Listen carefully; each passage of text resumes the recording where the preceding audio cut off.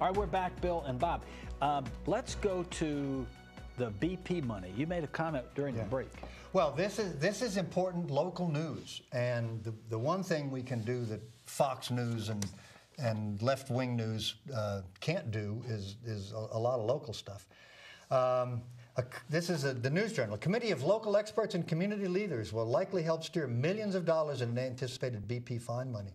They're talking about Escambia's share of the BP fine money, which could total more than $100 million. This from the News Journal, is considered a once-in-a-lifetime opportunity for the county. Here's a quote from Commission Chairman Wilson Robertson: "We're wise to start early." Let me ask you a question. Does the concept of handing out a huge amount of money by the Escambia County Commission or its appointees, given the history of the Escambia County Commission, cause you any concern at all? I think it would cause a person with an IQ of 12 a concern. We have had a history of terrible decisions, insider deals, backroom deals, awful. But here's what we're going to do on this program.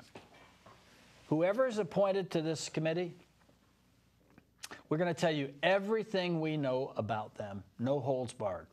Anybody that decides to serve on this committee, good, we're glad to have you participate. But we're going to look at every nickel that they spend. Yeah. We're going to go back and figure out how they got in the game. If they follow a policy like Impact 100, okay, where you have a high level of scrutiny on every possible allocation of every dime, it would be a good model. But here's what they've done with the local option sales tax money, which most people don't know about. They have allowed each one of the county commissioners to, in their own discretion, to spend up to $5 million in their district, and it doesn't matter that it doesn't benefit the rest of the county. In other words, they've divvied up a pot of $25 million to spend however they want. A slush fund. It is a slush fund. In fact, and it should never, ever have been approved. Way back, somebody complained that the Roger Scott Tennis Center, which is in competition with private businesses, spent, and I forget the number, but it was at least $1 million on soft courts for the Roger Scott Tennis Center. And I had a very vocal and articulate person who was criticizing that for a lot of reasons, and we had Grover Robertson on here, Grover Robinson, who's the county commissioner in that district, say, well, listen, this was the money I had to spend. You know, I had this money to spend, so I had to spend it on something. Which really wasn't. Grover is a good guy, but that is not what we wanted to hear. He is a wonderful county commissioner. We're not.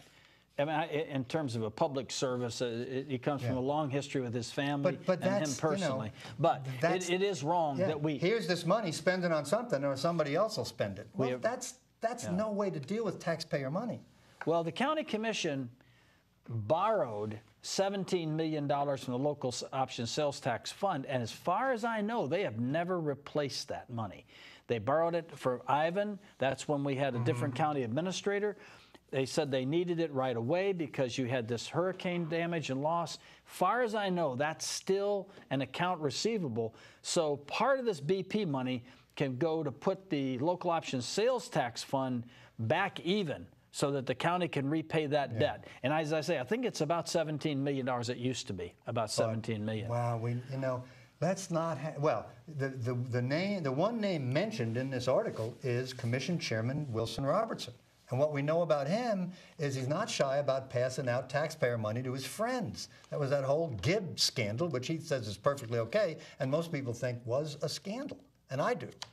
So if we're going to have no-bid deals and insider deals. Well, I think now with this amount of money, you're going to have so many people looking at how this money is being spent. And I think the newspaper is going to be all over this. I think Rick Outson's going to be over at Channel 3 television. I think everybody's going to be looking hard at where every penny is spent. So I do think we're going to have a level of stewardship with this money that we haven't had in the past, because so many people know it's non-recurring. most people don't have time to go down and sit through the budget hearings and talk about the budget, because the only people and if you haven't been to the workshop, they don't want you to speak, and the only people that go to the workshop scam. are people who want money, and so the average taxpayer doesn't go. But on this, everybody understands $100 million, if that's what the number is, and everybody's going to look. But you know where I think there's going to be more fraud and potential corruption? Where? Santa Rosa. Oh, possibly. I think it'll be worse in Santa Rosa County. I don't think they're going to have the scrutiny that they're going to have here. I think Okaloosa County's totally protected because Don Gates is sitting right there looking at it, and he's the Senate president. What do you think? We might get a helicopter or two for local law enforcement? I mean, that's the kind of thing. Maybe the helicopter is purchased in a fair way, but then the question is, well, do we need it? It's going to have a huge wish list from everybody.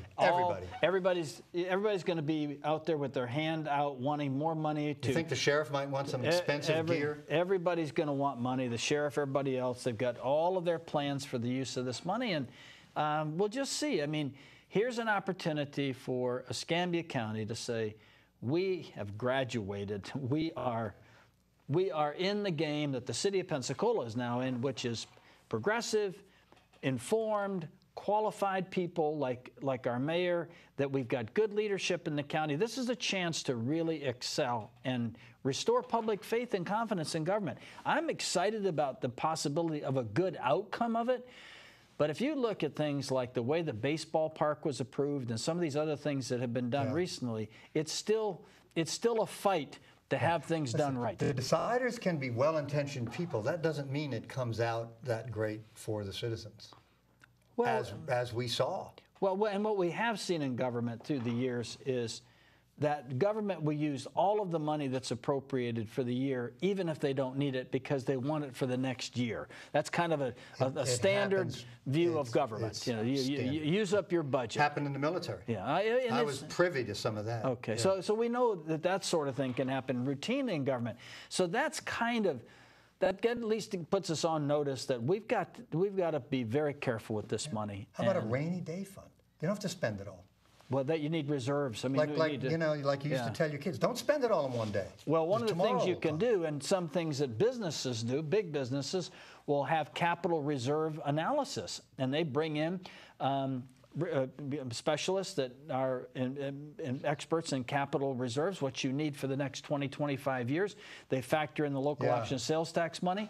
They look at what's been budgeted. They look at the non-recurring money, like this money that's coming in, and they'll set up these reserves or rainy day funds or whatever. I just thought about this. One thing that Santa Rosa County desperately needs is a new courthouse. That is a disgrace. It is. There'll be enough money now to build a nice new courthouse. Well, it would be wonderful if they would do that, because all of the citizens would benefit by a structure like that in Santa Rosa County. And the fact that the judges and jurors and lay people and witnesses and police officers and all have to work in a facility that to say it's disgraceful. If you've not been in it before, way too much credit. If you've ever been out there, if you've not been in it, and the fact that people are having to work and with the heavy caseloads and the things that are going on, what an excellent point, Bill. That would be a wonderful use of that. That would be good. That would be a wonderful use of that. I mean, it's just outrageous. Handicapped people don't have access. We've had judges put their robes on and have to walk down past the prisoners that they're going to sentence.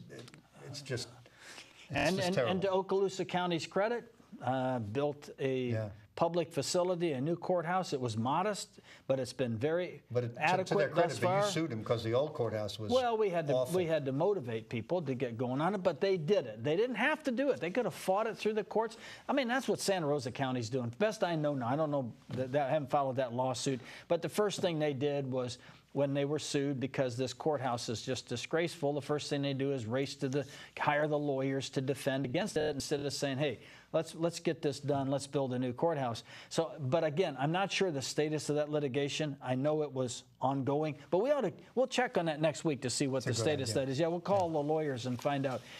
Has Santa Rosa County finally, have they finally come through and said, okay, you're right. We've neglected this for years for our own selfish reasons. Eventually, you don't think they're going to be able to win. I mean, the Americans with Disabilities Act mandates public accommodations. And you know a lot about it. What do you think? I do. Well, there's some problems with it. Whether you have to, in order to prevail in litigation, you have to prove that they actively sought to undermine, or words of similar import, you know, or overtly decided on a plan not to provide these things. In other words, it's not just to say a negligence or, and there's certain grandfathering conditions. I mean, it is very complicated, but what we're saying is the facility is not adequate for the citizens.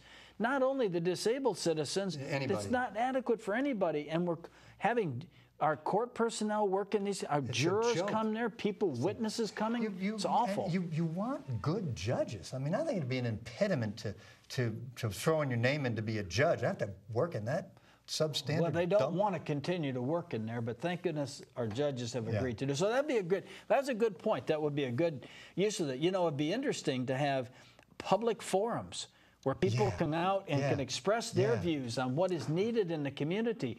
And we have huge infrastructure needs. For example, we do indeed. This bridge has to be replaced. You know, the 3-mile bridge has to be replaced. That's the DOT. I mean, I don't think we're going to use county money for that. I don't know. I thought we had to participate in that to a certain extent. I'm not positive that's something about to look that. at. And it's traditional around here to push everything off. Well, the committee decided that. You know, then maybe the committee can make recommendations, and you would hope that the county commission in an open meeting will, you know, anything of any substance, you all have to vote on this, and the citizens get to stand up and say, now, wait a minute, what, you know, what does this cost? Why are you doing it? Yeah, we as a populace, a people, should not accept a delegation to another government. That's their favorite dodge. Well, the island authority did it, and even though I appointed that person, they're independent, they make their own decisions. They used that dodge for years. We have established that was our big beef by the Downtown Improvement Board, is a government establishing a government that establishes a government, all removed from responsiveness to the taxpayers. And when they get ready to allocate this money, they better sit up there as the 5 of them and face the public scrutiny about this money and not say, well, these are recommendations. I move to adopt the recommendations. And I think there has to be a real vigorous interchange, vociferous debate about where should this money be spent for the best interest of our community, because we're not going to get it again. They're right. It's once in a lifetime. Good point. But you make a good point. This is a chance to change the... I was on a trip with my kids, a school trip to Tallahassee, and Jeb Bush was the governor at the time, and a comment he made, Escambia County, boy, you got some interesting... That's when 4 of the 5 county commissioners were under indictment. So you got some interesting stuff going on over there, like what a bunch of yahoos you got over there. Let's change that. Well, we can, and I think it's in the wind. Can't you feel it, really? That yes. And that Rick Outson's editorial in his little paper most recently, he said, change is in the wind. There's a lot good going on with the city of Pensacola. And a lot of good. Oh, we need it. Our area has been ill-served by its politicians for too long. It has. Let me make a quick comment, Bill, about the Maritime Park. There was an article in Sunday's paper, Collier Merrill's outstanding leadership, inheriting a very bad problem. It was so many poor decisions made early on, and even the very structure of the Community Maritime Park, the whole idea of these tax credits and setting up this government and all, it was just ill-conceived. Now they say, well, yeah, but we got money. Yeah, indeed, they got some money for it. But the problem has been the management of it, the selection of their developer, so many bad decisions they've made. But in fairness to everybody, the baseball park has been successful. We hope, I personally hope the facility does well. And I thought Collier's comments in Sunday's paper were excellent in terms of they've renegotiated a couple of things that were not right, and they are participating to a greater extent in revenue that's going to be derived. And we are crossing our fingers it'll be successful, because it is a huge part of downtown Pensacola. So in fairness to the comments I've made and the criticisms I've had of various aspects of this ballpark situation, it has been well run. It has been run with great credit to the owner and to the management. We've always acknowledged the positive. It's well run. The park turned out just beautifully. Very successful. Even my concern that when we get into summer, it's going to be too hot down there. It really wasn't. I mean, because of the location, even in August, Most of the night little games breeze. were quite okay. A little breeze is all you need. Yeah, yeah, it wasn't bad. breeze. Now, I wouldn't go to day games, but yeah, a little breeze. there aren't Well, many of those. but you ought to give credit where it's due, and we want it to be successful, but it ought not to be a blind adherence to whatever the developers and the promoters and the tenants want. It ought to you be haven't something. been there. I mean, yeah. the management of the baseball park is just terrific. Every employee just does a great job. They're friendly I've heard and that. efficient, Yeah. and it's very good. It's a good experience. Well, Yeah. that's good, and I know you've enjoyed it. I've enjoyed it. And the than- usher in our section, we had season tickets. Yeah. The firm didn't. Bob didn't Yeah. participate. Let other people use them. But there's an usher in our section who, I feel like somebody I know. You know, and high five. How you doing? Yeah. Oh, she said, you bring the team luck because when you're here, they win. I mean, somebody who's. It was Nice. great. It was nice. Did you ever feel bad about the comments you made about the overweight lady that ate all that popcorn near you? That was kind of one See, of the you didn't have downsides. to bring that up. Well, it was just one of the downsides of your experience. But I wanted to end the program on a positive note. So this is Within Reason, rational discussion on issues that affect our community and us. And we are glad that you could join us, and we hope that you will join us again next week at this same time. Any calls or comments, send them. You can send us by voicemail. We've had that up on the screen. Email us, call us, or whatever, and we'll probably pay no attention to you death whatsoever. threats. All right. Good to see you. No more. Again. Okay. Okay. Good night. Thanks a lot. And Good night. goodbye.